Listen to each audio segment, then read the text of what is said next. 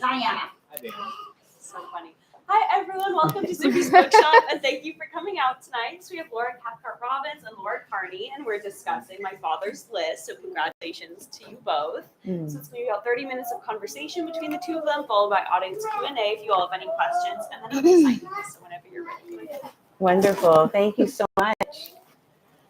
So yes, I am Laura Cathcart Robbins, and I'm an author and a podcast host. And I had the honor of interviewing Miss Laura Carney in 2021, I think. 2021. Yeah. Fell in love with her and her story. My co-host Scott is there, and we even before we talked to her on, in the interview, we're reading up on her, and this is an amazing story. Our podcast is called The Only One in the Room, and it's about people who have unique stories. And this is one of the most unique stories we ever came across. Some people have amazing stories, and they're not amazing storytellers. Some people are amazing storytellers, and they don't have amazing stories. This woman happens to be both, have both. And so before we start, I was going to see if you wanted to read something. And then I'll ask you some questions, and then I'll open it up for you all. Okay, sure. Thank you. That was incredibly kind and generous. So welcome.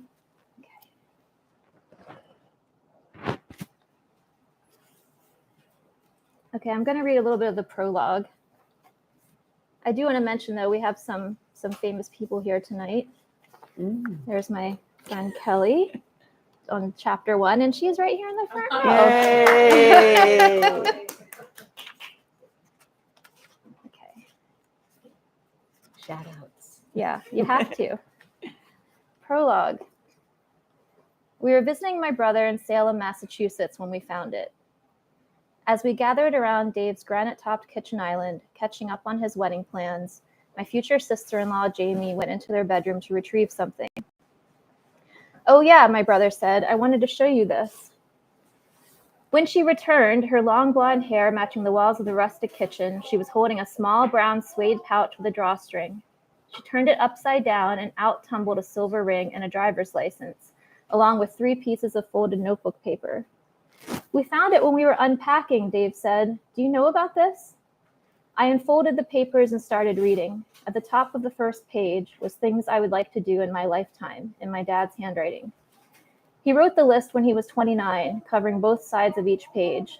The first item said, "I would like to live a long, healthy life, at least to the year 2020. The last said he hoped to dance at his grandchildren's weddings. But both those goals were rendered impossible on August 8th, 2003, the day he was killed by a distracted driver. That summer, I was 25, pursuing my dream of becoming a writer in New York. My dad had encouraged this more than anyone, so I knew I couldn't give up on it. He wasn't there when I accomplished my goal of working at a women's magazine 8 years later. And he wasn't there 5 years after that when I needed him to walk me down the aisle. But on that afternoon in my brother's kitchen, I felt connected to him as we chuckled at his often indecipherable handwriting. I wondered aloud if he'd kept the list his whole life. He'd never told us about it. But then Dave remembered the World Series game he'd checked off. "Look," he said, "he even wrote the score." "As proof?" I asked. Then something strange happened. We realized that many of his want-to-dos were things we'd already done. "I did that," I cried about number 31, get my picture in a national magazine. "And you did that," I reminded my brother when we saw he'd wanted to record 5 songs. Dave recorded his with his a cappella group in college. All in all, there were 13 items we'd accomplished. Not a small dent, considering he wrote down 60. But in my father's entire lifetime, he'd only checked off 5. Item number 12 said, "Give my children the most love, the best education, and best example I can give." He never checked that one off, but he should have, because it's the reason I did this. I decided to finish the list. As soon as my husband, Stephen, suggested it, I saw my dad in my mind's eye, smiling and nodding. Oh, lovely.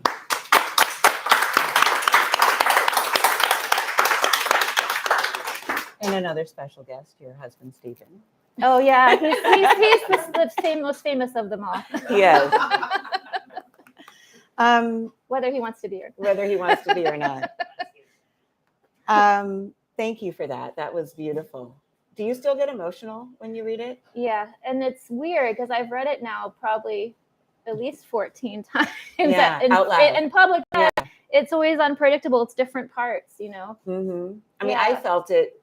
I've read it, but I felt it while you were reading it. Yeah. Yeah. Yeah, sometimes. Yeah, still does. Well, it's just such a poignant moment, right? It's very cinematic. The the afterward, and then finding this list and being with your brother, yeah. and being able to really take an overview of what this life looked like and what was yet to be accomplished. And to see that he had that intention of Yeah. being a good father. Yes. That was the line. That was what That it was. was the number. Yeah, That was Pam O'Donnell, right? She's the one who connected us. Yeah. Yeah. Very grateful for her. Me too. Yeah. Yes.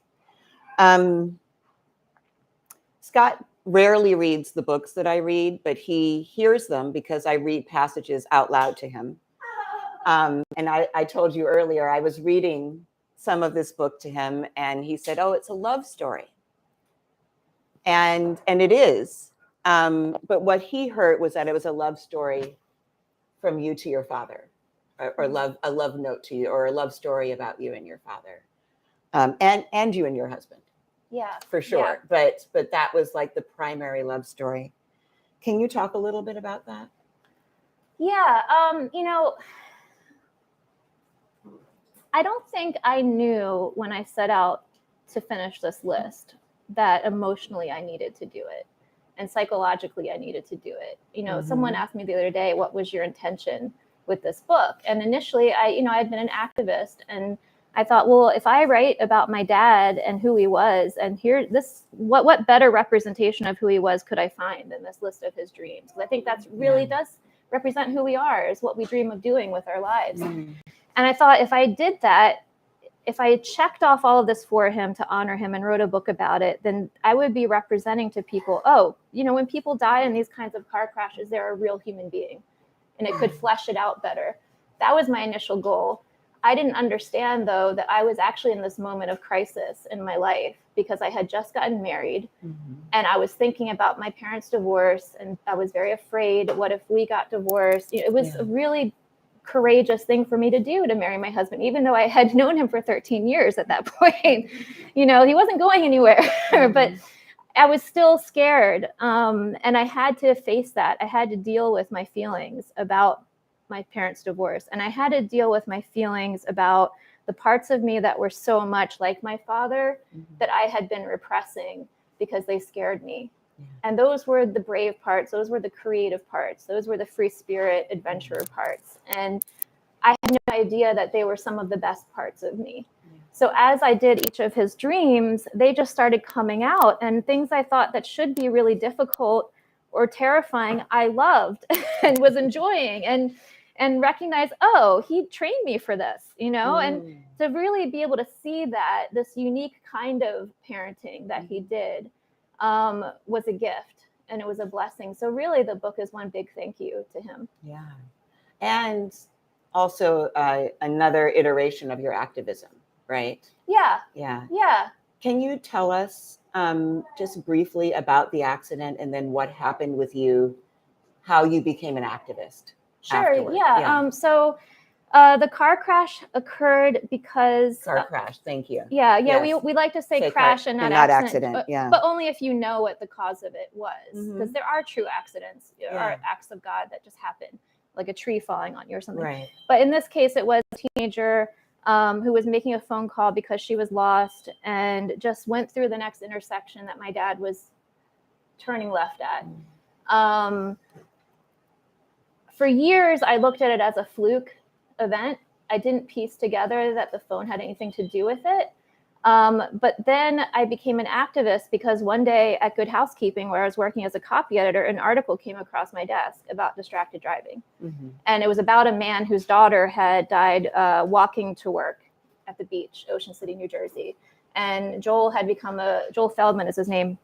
He became a speaker in high schools.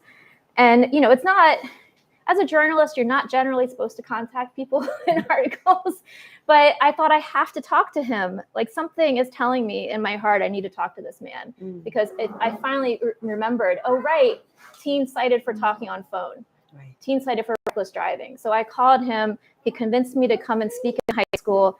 At that point, it had been about 10 years since my dad's car crash, and I had never spoken about it, really, except to the people I knew best. Yeah. Because I started learning at age 25. It's not the best way to start a conversation. You know, I just moved to New York. I'm going out to bars, and it would scare people, I think, when I would discuss it.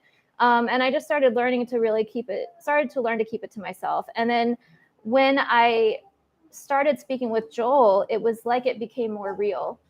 Like this was a real thing that happened to my family, and giving it words, having it reflected back to you as well. Yeah, right? And it was healing for me. I wasn't just carrying it anymore. You know, it was like, oh, maybe I can do something about this.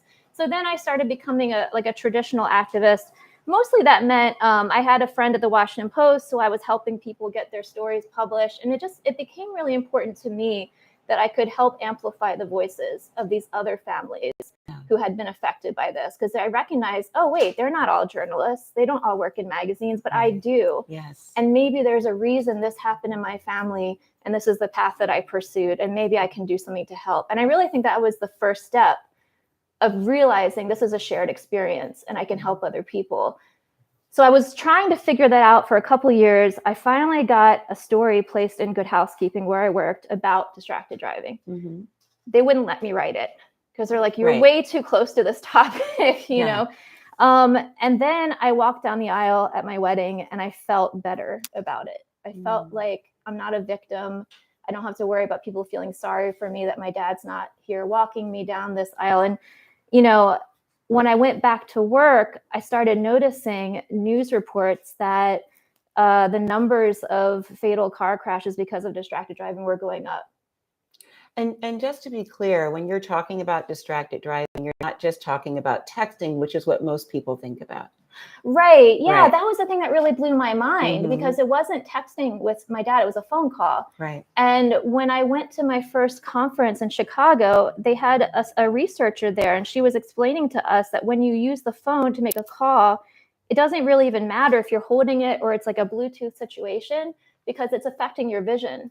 So whereas normally like you would be seeing the windshield like this, it actually shrinks down 4 times and the rest of it is not as clear. So it's like you're not, and also there's a blackout effect that happens. So people don't know that it's happening. And that made sense to me because I remembered being a kid and I would be on the phone for hours at night as a teenager in high school. And I would just start doodling, you know, and I would like, my vision would be very focused on that. Or I would start tracing, you know, the lines in a rug with my eyes. And it made a lot of sense to me. And that was the moment that I forgave the driver because I thought she there's no way she could have seen it. Like she did. And nobody knew, you know, she didn't know.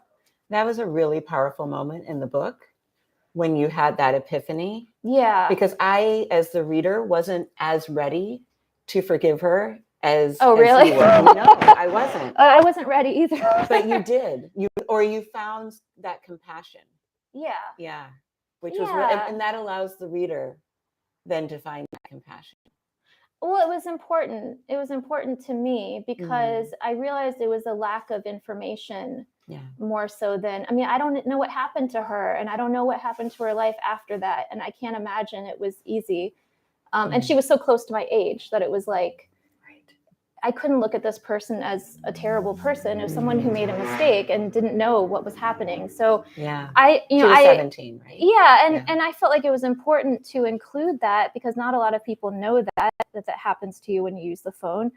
And, you know, I saw something almost like a metaphorical connection with what I was now experiencing with my dad's list, right? Because I had almost become myopic about his life and about who he was. And I was looking at it in a very narrow way. Interesting. While doing the list, I developed this very wide view of who he was as just, you know, not just as my dad, but as a human being. Yeah. And developing compassion for him. Thank you for that. Okay, I'm going to get back to this question. You and I have some similarities. We have the same name. We're both plant-based, right? And there was a period in both our lives we were institutionalized for a detox. Yep. So there's that. And then there is your dad's secret life. Two really important parts of the book, I thought. And I wonder why it was important for you to include those two things, because they're deeply personal, I think, both of those things. Yeah. And might be considered private, in a Right. normal life.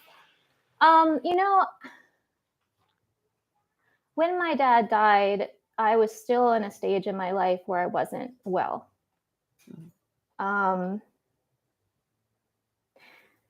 And I got very emotional when the book launched, because even though it was a very happy event for me and it was so exciting and people were really taking something from my words and from a story I created and from a story I had lived, really, and a lot of them people who'd followed along the whole time, I broke down crying the night before because I said to my husband, he never got to see me get well.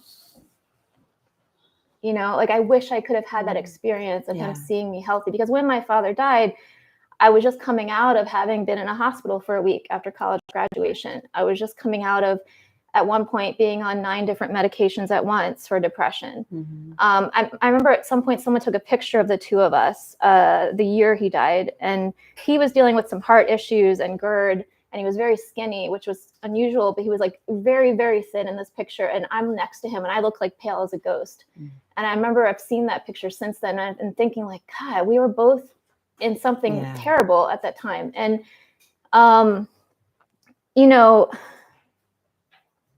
I felt it was important to include that story about experiencing depression as a teenager and how that went on for me through college, because so much of that revealed my relationship with him, mm-hmm. and that he too was going through something with, he was a cross-dresser, he was hiding it. He felt he needed to in that time, which is totally understandable to me. Mm-hmm. It was a very difficult thing for my family.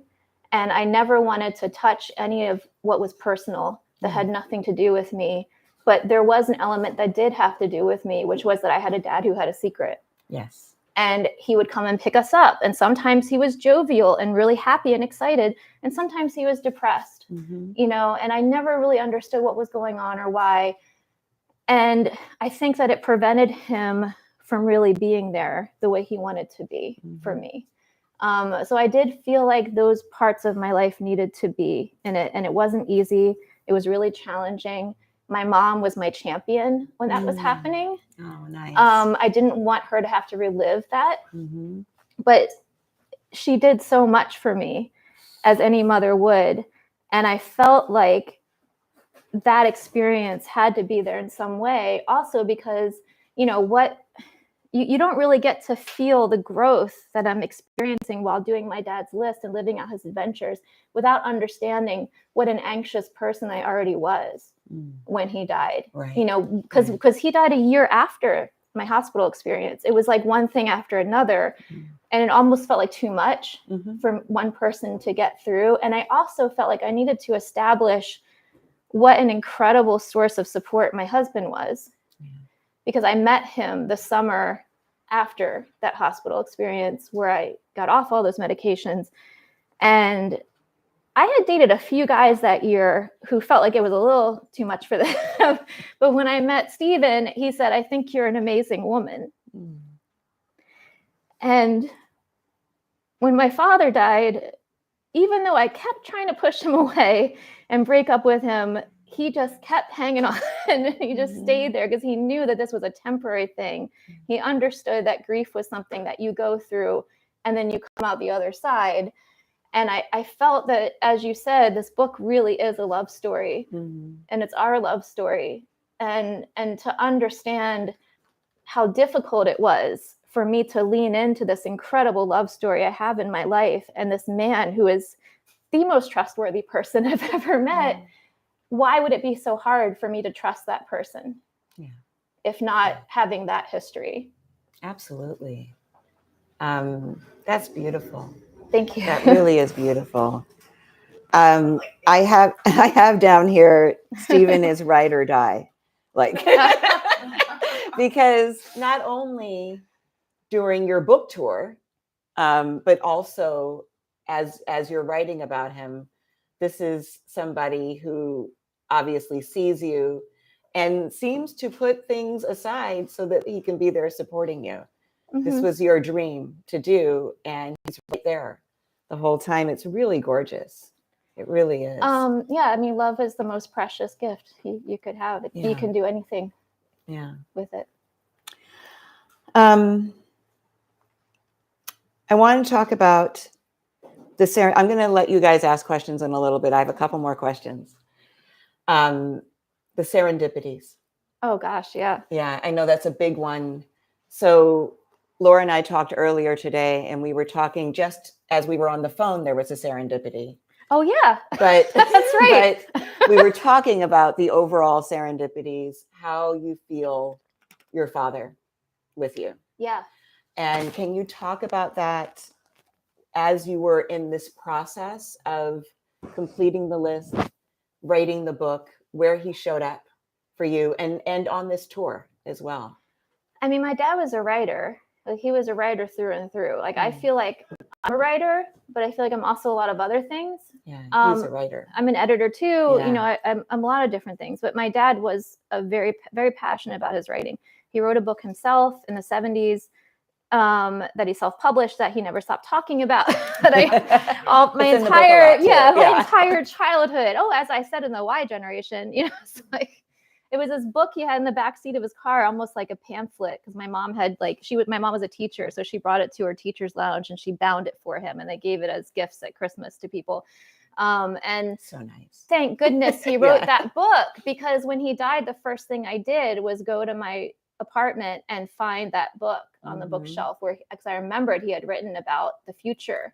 Like, there was one chapter literally called The Future, and I thought, what would he say? How would he tell me to cope with this? And here I had it in writing. And he said, the truth is, people never really die, because what I create today will live forever. Those were the sentences I read minutes after hearing that. Yeah. And what a cool thing that is, that writers have that ability, you know? So as I started writing this book, which I always joke I had to do, because one of the list items is write and have a few novels published. There was no getting out of it. Because in the past I had wanted to write a book, and I would always chicken out. Like, I just thought, who do I think I am that I could write like the gremlins that people get. Yeah. So because it was a list item, because my dad was a writer, right from the get-go when we found the list, I felt like he left that list where he did for me to get it at that moment. You know, I mean, I really did see his face in my head smiling and nodding. That was new. That had never happened to me before. Normally I would just hear a song or, you know, see a number that I thought, you know, maybe was him. And now I'm seeing his face. And as I started the list, I would sometimes hear 2 words or 3 words in my head. And I would think, that doesn't sound like my thoughts. That's not something I would say. Like, just play ball or changing history, you know. And it was the kinds of things he would say to me if he were, I mean, my dad was like a natural coach. That's sort of how he would talk. And it just kept happening, even with list items. You know, when we went down to try to check off talk with the president, we chose Jimmy Carter because he was president when my dad wrote the list in 1978. And I was very nervous about how I was going to check that off, and how am I going to make this happen? Because I was told he doesn't talk to people after his Sunday school lesson. Like, don't bother the man, like, just take a picture with him. And then we just happened to arrive at our hotel, which wasn't even the right hotel we were supposed to stay in. It was a backup. We happened to arrive there at the same moment as one of his biographers and befriended him. And then he put in a good word. We think he put in a good word. We still don't know for sure. It sounds like he did. Yeah, but the funny thing is, Art Milnes has so much humility that he will never admit that he did that for us.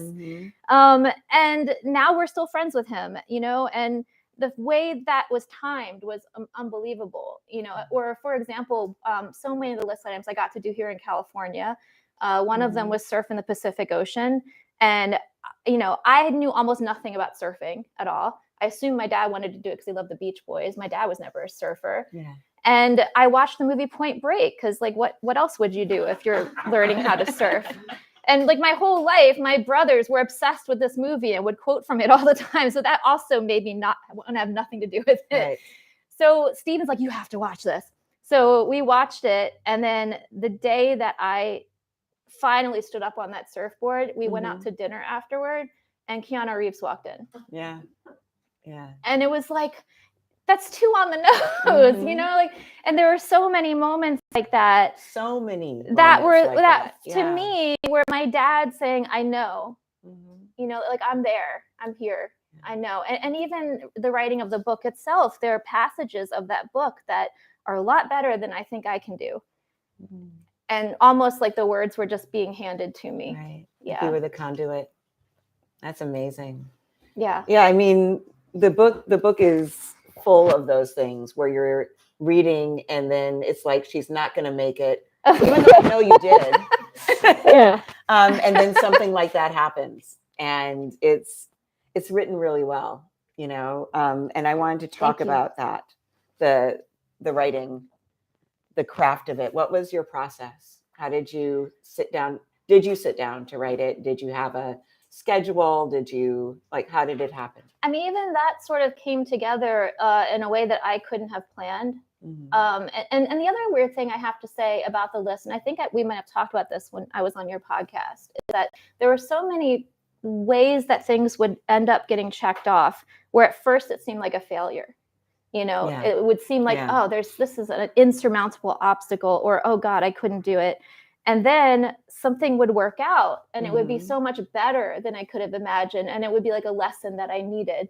And, you know, when I started writing the book, it was similar because I had no time to write a book. I was working as a copy editor at a magazine where I was there until maybe 10 o'clock every night. And I had an agent, but I wasn't getting the manuscript done. And then all of a sudden, my company bought another company and they had redundancies in our department. And even though I'd been there 7 years, I was laid off. Right. And normally someone would be devastated by that after working somewhere for 7 years. And I had worked so hard to, you know, climb my way up in that career, but I was happy about it. And I was like, what the heck's wrong with me? Why am I smiling? Right. And it was because now I have time to write this book. And that's what I'm supposed to be doing. Yeah. And my husband too was thrilled. He's like, you haven't been writing and now you're going to have time to write. So I created a ritual for myself where I'd come home, you know, from a freelance job. And then I'd have the whole afternoon and sometimes even into the next morning to write. And I had to start being, I had to start giving grace to myself with that. Because for most of my life, if I were up really late, I'd be like, oh God, why am I such a night owl? Like, what's wrong with me? I have ADD, you know, like there's normal people don't do this. But I realized for a writer, that's actually a good trait to have, like to be a person who works well into the evening was helpful to me because I was getting the story done. And I think part of it too is that it felt almost like, what's that fable about the shoemaker where the elves are up at night making the shoes for him? And the shoemaker and the elves. Yeah, it felt like, there you go. But it felt like that. Like that was one of my mom's favorite stories to read to me when I was a little girl. And I felt like, okay, I'm just one of the elves, you know? Yeah. And it started to feel like a calling. Like I have to tell this story. Yeah. And I don't care. When did it start feeling like that? I think from the start. Yeah. Because I thought it doesn't make sense to me that I've written essays and I've written TV recaps and I can figure out how to write a book. But I just thought this is a list item. I figured out how to surf. You know, I figured out how to jump out of an airplane. Everything must be figure outable somehow. Yeah. And that's how I approached it. Amazing. I have a couple more questions, but I'm just going to ask two. I guess that is a couple more. The first one's quick because this kind of comes from that question. Yeah. Do you have a do and a don't for potential memoirists from your experience? A do and a oh gosh, a do and a don't. See, I feel weird saying this one because I know that this is not something everybody wants to do or feels like they can do. But I think it's very valuable to share it with the people you love who are in it. That was very valuable for me. I did that too. Yeah. Yeah. Yeah. Because and people I didn't love. Obviously. Well, yeah, to be fair. Yeah. But obviously the people I love and the Mhm. relationships in my life matter more Yeah. to me than any work of Exactly. art possibly could. Yeah. And you know, if they wanted me to not do it, I would have not done it, Mm-hmm. no matter how much I'd put into it. Because I Yeah. wrote this for me. Mm-hmm. It was therapy. It was therapeutic. And the fact that I can share it with other people is a bonus. So I would say that I as love a do. that. Yeah. What's your don't? That was important to me. But again, with that understanding That that caveat, not yeah. everybody is going to want to do that. Sure. Don't mistrust yourself. Mm-hmm. One of the things that was hardest for me doing this, the biggest challenge I think I dealt with, was thinking, like, why does my voice matter? You know, I'm some woman living in New Jersey. I'm a regular person. Mm-hmm. You know, like, and I think that's a thing that writers go through a lot, is who am I? Who do I think I am that I get the right to tell a story? Mm-hmm. And if you don't trust your own voice, and you're not willing to do this thing just for the sake of doing it because it's helping you or you love it or just art for art's sake, you're going to run into trouble. You know, you have to develop a way to trust the inner voice that's inside of you before you can turn it into an outer voice in a book. Yeah. So I would say don't mistrust yourself. I love that. I was going to say something similar. I was going to like feed you a line. Oh, okay. But you said exactly what I was going to say. The world needs your unique voice. Yeah. And I think the fact that someone wants to write a story and is yearning to do it means it's supposed to exist. Well, and it's that scarcity mindset, right? Like there can only be one, or this has already been done, even though I don't think anyone's done what you did. What was your? I have found a couple people online who've done this. Yes. But they didn't write about it. A man who was in England who was doing his sister's list, who of course I got in touch with. And you found a woman who was doing something similar too, right? I had someone write to me recently who said, "Oh yeah, I did that too." Yeah. I don't know. I've never met anyone who did their fathers, who had already passed away. Right. Yeah. I'm thinking of something else then in here. There's another woman who was she was on some kind of similar journey to what you were doing. My friend Mary. Yeah. She's amazing. Yes. Yeah. If you have a chance in a few years, not that you'll remember this in a few years, but my friend Mary Latham, she has this amazing thing called More Good. Yes. Where she traveled all over the country to honor her mother who had passed away, and it was in her mother's car, and she stayed in the homes of strangers in all 50 states. But you know, I'm happy you brought that up though, because one thing I have discovered is the better I got at trusting the authentic me and my true voice, the more those people started showing up in my life. Yeah. And I think when people consider something big they're doing, whether it's writing a book or doing a bucket list, it's like, oh my God, I'm going to have to do it alone. And everyone's going to make fun of me or think I'm ridiculous or, you know, you're doing the impossible. That was not my experience. I had friends and loved ones showing up for me in ways I never could have imagined. And I have new friends, other people going on similar grief missions who now I'm in a place where I can help them and advise them. And you just don't know, like, you don't know what doors are going to open, but they will. Yeah. I think that's a fantastic place to leave our conversation. Thank you so much. And I'm going to open it up for questions if anybody has any. I'm sure you do. Are you okay? Chris. Question I've never asked you. What's the item on your list that you completed that you think your dad would have loved more than any other? Oh gosh. I'm just going to go with the first thing that popped into my head, and that's Vienna. Because I had a moment that I wrote about in the book where I was in Vienna where I felt like I feel like I'm 25 again. And I don't know how to explain it except to say that I had spent 2 weeks in a foreign country alone. I don't think I'd ever spent 2 weeks anywhere alone, much less a place where I couldn't speak the language. I mean, I spoke it enough, like a little bit. And I felt so connected to the part of me that loves art, you know, that loves literature, that loves music, and getting to go to museums all day long, and, you know, just being in charge of my own schedule, and being in a position, quite honestly, that I wasn't worried in that moment of whether I was pleasing anybody else. And I think as women, that's not easy. Because I don't care how assertive you are. If you're a woman living in this society, a lot of our our sense of self comes from who we're nurturing, who we're taking care of. And I'm not even a mother, and I feel that way, you But know? it's still expected.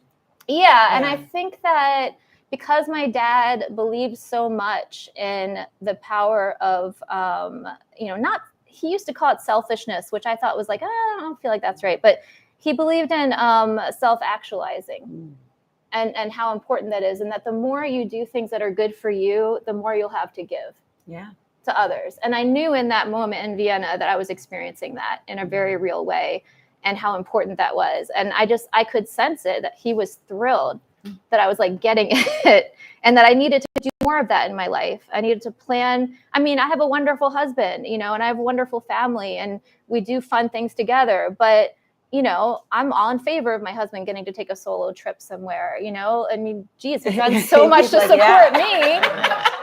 And I think when we do those things that are just us, that are about us, and we don't lose sight of that, it's really important. Yeah. Oh, sorry. Am I being a bad influence? And I have a question. Was there something you had to do in Vienna, like go to the Schoenberg, or you just had to go to Vienna? Just go to Vienna and go to Berlin, but that was enough to scare the crap out of me. Like I remember being on the plane thinking, this is the craziest thing yet. Does she have to eat a sachet of torte? Oh, no. I couldn't find a vegan one either, but I came close. Vegan. Yeah. Yes. But you know what? They're very vegan friendly. And it's funny because Chris is one of my agents, actually. So he read the book early. And my other agent, Beth, was like, we get it. You're vegan. Because like every spot in Vienna, I'm like, and then I had a vegan sandwich. Right. So I took some of those mentions out. But when you are, it's like. I appreciate it. Though. Yeah, you get thrilled when you can get the vegan versions of things. You sure do, when it's not just lettuce. Yeah. I have kind of a structure question, which is really odd for me because I'm much more emotional. Like when you were reading, I was getting all filled up because my dad also has been gone for 12 years and I don't have his list. But I'm asking a structural question. How long did it take to do the list? And were you writing it the whole time that you were doing the list? Or did you just do the list and then it all came out? No, that's a really good question. It was simultaneous, and I sort of wrote it in spurts. So, sorry, go ahead. No, I need a tissue. I'm trying to signal to Scott to get me a tissue. And the funny thing was, like, he knew. He did. Like, he was knew like, your where code. do I go? No, so I wrote, after I finished the first year of list checking, I wrote about that. And then I created an outline for what I wanted it to be, the story. But then that was, of course, gradually developing the whole time. And when I got to the end, then I sort of went to the outline and I fleshed it out.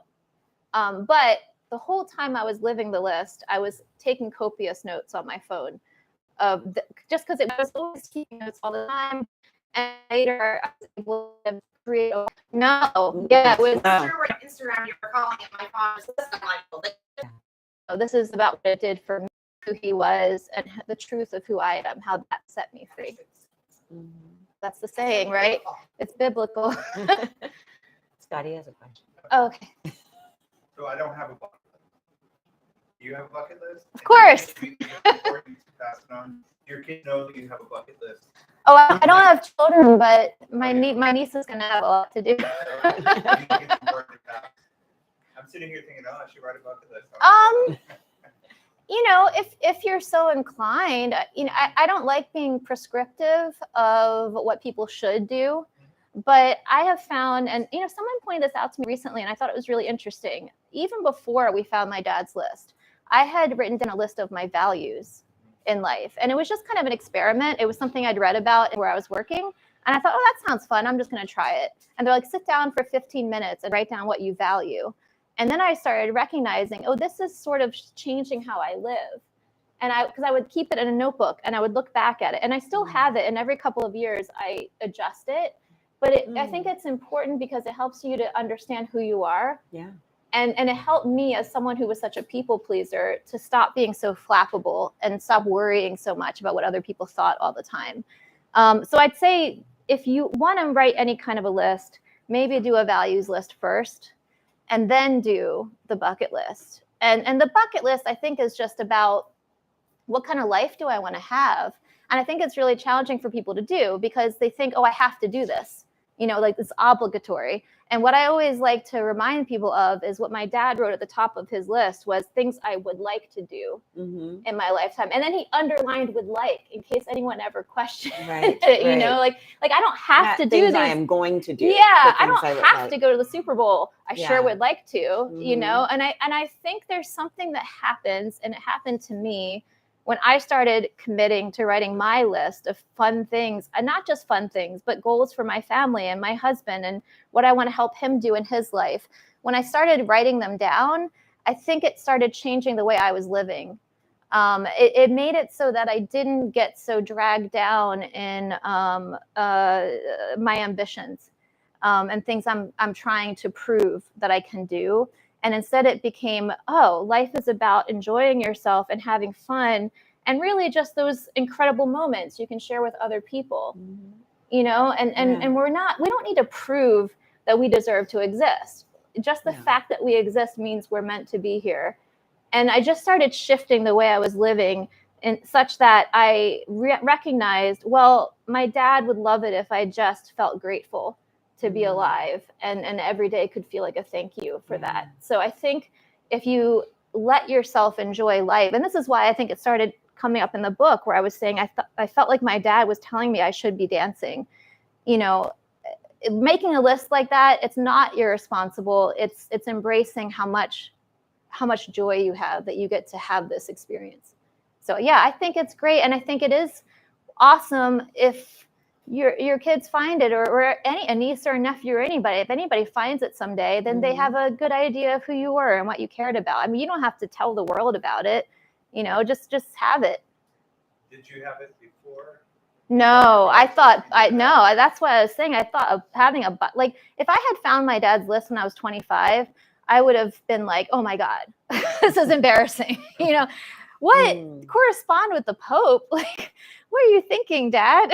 That is really how I would have felt about it, because at that point in my life, I was so oriented in, what other people thought. My prayer right now, and it says LCSS, which are my initials and my husband's initials. And then Laura said, and it's sort of our initials too. Right. It's because I'm LC. I was LC most of my life until I got married, and he's SS. Yeah. So it was just, it was one of those things. That's one of those winks from my dad where I feel like he's saying,